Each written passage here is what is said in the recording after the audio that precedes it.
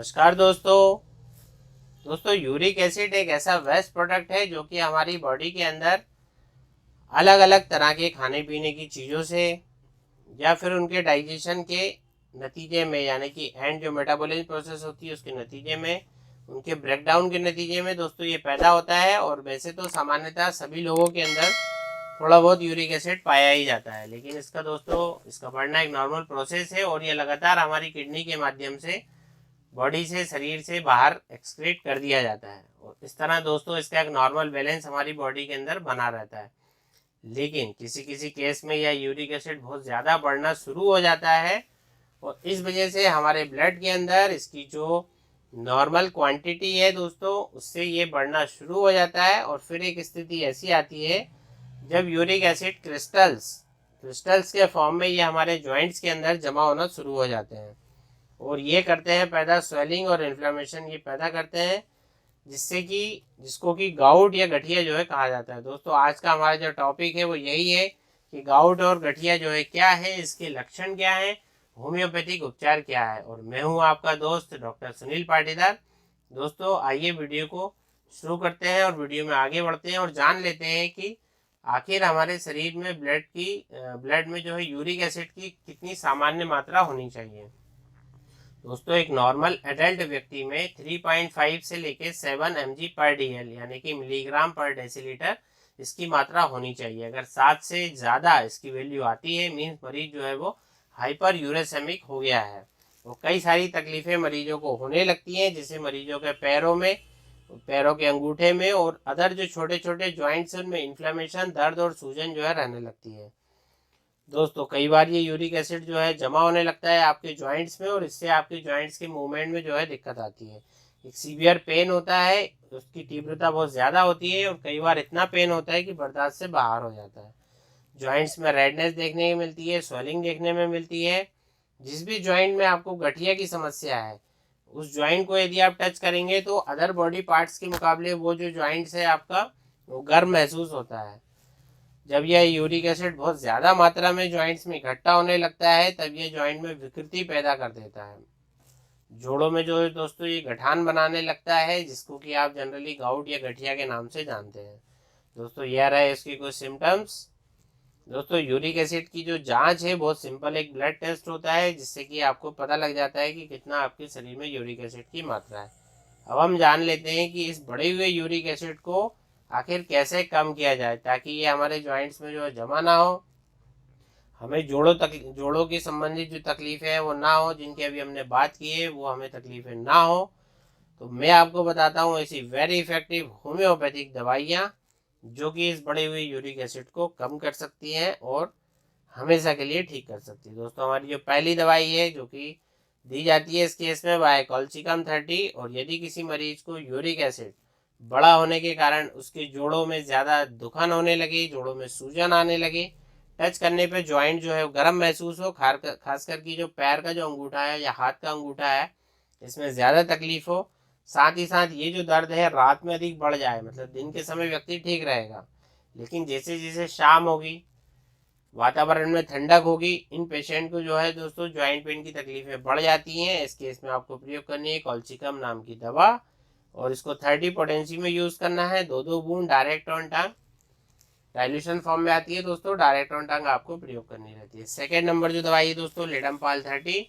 इसके सिम्टम्स की जो मॉडलिटी है, मतलब जो कॉल्चिकम से थोड़ा सा उल्टा है इसका, मीन्स वहाँ जो है तकलीफ़ें आपको ठंड और नमी वाले मौसम में बढ़ रही थी और इसमें जैसे जैसे ठंडक बढ़ती है इनको पेशेंट को दर्द और सूजन में आराम मिलता है। तो यदि आपको ऐसे सिम्टम्स दिख रहे हैं कि आपको ठंड से आराम मिल रहा है दोस्तों, इसमें लेडमपाल का जो है प्रयोग आपको करना है। दोस्तों इसमें जिस भी जॉइंट में उसको तकलीफ रहेगी वहाँ पे यदि ठंडे पानी से या बर्फ़ की सिकाई यदि मरीज करता है गाउट के केस में, उसको उस दर्द में जो है उसको आराम यदि मिलता है तो लेडमपाल एक मुख्य दवाई हो जाती है। डोज वही रहेगा दोस्तों, 2 बूंद डायरेक्ट ऑन टंग, दिन में 3 बार। दोस्तों हमारी जो तीसरी दवाई आती है वह है एसिड बेंजोइक 30। इसको बेंजोइक एसिड 30 के नाम से भी जाना जाता है। ऐसे मरीज जिनका यूरिक एसिड बढ़ जाने के कारण जो है उसकी तकलीफ़ें घुटनों में बहुत ज़्यादा होती है, घुटनों में दर्द बढ़ जाता है, साथ ही साथ व्यक्ति यूरिन जब पास करके आता है तो उसको घुटने के दर्द में आराम मिलता है। और यूरिन जब वो नहीं जाएगा तो उसकी तकलीफ़ें जो है बढ़ जाएंगी। ऐसे जो मरीज हैं जिनके यूरिन में हॉर्स यूरिन यानी घोड़े की यूरिन के समान यदि गंध आती है, तो ऐसे बढ़े हुए यूरिक एसिड के केस में आपको प्रयोग करनी है एसिड बेंजोइक 30। डोज रहेगा 2-2 बूंद दिन में 3 बार, डायरेक्ट ऑन टंग। दोस्तों अब मैं आपको एक विशेष दवाई जो कि एक मदर टिंचर फॉर्म में आती है, इसके बारे में बताने वाला हूँ, जो कि एक बहुत ही शानदार जिसके रिजल्ट मिलते हैं बढ़े हुए यूरिक एसिड को कम करने के लिए। दोस्तों वह दवाई है आर्टिका यूरिनस मदर टिंचर, जिसे कोई भी गठिया वाई का मरीज जो है ले सकता है, प्रयोग कर सकता है। ये यूरिक एसिड को यूरेट्स में तोड़ देती है, जिससे कि किडनी के द्वारा आसानी से ये शरीर से बाहर कर दिए जाते हैं। ये ज्वाइंट में दोस्तों डिपॉजिट नहीं होने पाते हैं। इसको आपको प्रयोग करना है मदर टिंचर को 20-20 बूंद आधे कप गुनगुने पानी के साथ सुबह और रात को। लगातार 2 महीने जब आप प्रयोग करेंगे दोस्तों, आपको पूर्णतः लाभ इससे मिल जाएगा। दोस्तों अब हम बात करेंगे कि आपका डाइट प्लान क्या होना चाहिए गाउट और गठिया के केस में। तो पहले हम बात कर लेते हैं कि आखिर डाइट का इतना इम्पोर्टेंस क्यों है गाउट और गठिया के केस में। तो दोस्तों जैसे कि हम जो खाना खाते हैं, खाद्य पदार्थों में हमें प्यूरिन नाम का प्रोटीन प्राप्त होता है। इस प्यूरिन में के मेटाबॉलिज्म के एंड प्रोसेस में रिजल्ट में हमें एक वेस्ट प्रोडक्ट मिलता है जिसका नाम है यूरिक एसिड। जैसा मैंने बताया कि यूरिक एसिड एक वेस्ट प्रोडक्ट है, पर दोस्तों हर बार ऐसा नहीं होता है। दोस्तों ये शरीर के लिए इम्पोर्टेंस भी होता है, क्योंकि जो है ये जो है आपकी इम्यूनिटी को बढ़ाता है, इसलिए जो है इम्यून सिस्टम में एंटीऑक्सीडेंट के तहत ये काम करता है, इसलिए इसकी ज़रूरत भी शरीर को होती है। लेकिन हमारा लिवर भी जो है इसको निर्माण करता रहता है दोस्तों, लेकिन इसकी एक सामान्य रेंज होती है। जो एक्सेस यूरिक एसिड होता है दोस्तों, वो यूरिन के माध्यम से शरीर से बाहर कर दिया जाता है। जब आपकी किडनी प्रॉपर वर्क नहीं कर पाती है, या आप डाइट के अंदर जो है अधिक मात्रा में प्रोटीन या प्यूरिन जो है ले रहे हैं, तब ऐसी स्थिति में किडनी जो है वो एक्स्ट्रा यूरिक एसिड को शरीर से बाहर नहीं कर पाती है, और रिजल्ट होता है कि ये डिपॉजिट होने लगता है। दोस्तों जब ये यूरिक एसिड आपके जॉइंट्स में या आपकी किडनी में भी डिपॉजिट होने लगते हैं, तो आपको एक विशेष प्रकार का किडनी स्टोन भी बनने लगता है। इसलिए आपने देखा होगा कि किडनी स्टोन के केस में डॉक्टर आपका यूरिक एसिड जरूर चेक करवाते हैं। उसका कारण दोस्तों यही है। और किडनी स्टोन के केस में भी आप देखते हैं कि डाइट का एक विशेष रोल होता है। तो अब हम जान लेते हैं कि ऐसी कौन सी चीज़ें हैं जो कि आपको अवॉइड करनी है यूरिक एसिड के केस में। दोस्तों सबसे फर्स्ट जो चीज़ है वह है अल्कोहल, और अल्कोहल आपको किसी भी फॉर्म में आप लेते हैं तो वो आपको अवॉइड करना है, क्योंकि ये बहुत तेज़ी से यूरिक एसिड को बढ़ाता है। साथ ही साथ आपको हाई रिच प्रोटीन डाइट भी जो है नहीं लेनी है, जैसे कि नॉनवेज हो गया, एग हो गया, पालक, मशरूम और कुछ तरह की दालें।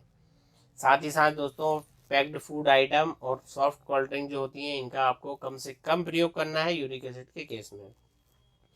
अब मैं आपको बताता हूँ कि ऐसी कौन सी डाइट है यूरिक एसिड को जो फ्लश आउट करती है, जो आपको कम करने में हेल्प करेंगी। उसमें सबसे इम्पोर्टेंट है पानी। दोस्तों पानी जो है, वाटर का इंटेक आपको बढ़ा देना चाहिए। चाहे आप उसको नारियल पानी के फॉर्म में लें, चाहे नींबू पानी, चाहे आप प्लेन वाटर लें, बहुत इंपॉर्टेंट रहेगा। दूसरा है दोस्तों मेथी दाना। मेथी दाना आपको जरूर खाना चाहिए किसी भी फॉर्म में। ये यूरिक एसिड को तो कम करता ही है, साथ साथ आपकी जॉइंट्स को मजबूती देता है। इसके साथ में आप ले सकते हैं एप्पल, और ले सकते हैं आप फैट फ्री मिल्क। दोस्तों ये सब जो है जानकारी थी यूरिक एसिड के संबंध में, और जो है आशा करता हूँ वीडियो आपको जरूर पसंद आया होगा। दोस्तों कई लोगों को क्वेश्चन रहता है कि डॉक्टर साहब हम आपसे किस तरह जो है संपर्क कर सकते हैं। इसके लिए सिंपली आपको डिस्प्ले में दिया गया मोबाइल नंबर डायल करना है, और आप हमसे कंसल्टेशन कर सकते हैं। हमारी एक नॉमिनल फीस है, उसको पेड करने के बाद आप टेलीफोनिक कंसल्टेशन प्राप्त कर सकते हैं। दोस्तों आप किसी भी बीमारी के लिए आप हमसे होम्योपैथिक परामर्श, होम्योपैथिक दवाइयाँ आप हमसे ले सकते हैं। दोस्तों बहुत सिंपल है ये प्रोसेस है, और वीडियो में दी गई जानकारी आपके लिए लाभकारी साबित हो, इसी आशा के साथ मिलते हैं नेक्स्ट वीडियो में। तब तक के लिए धन्यवाद। जय हिंद, जय भारत।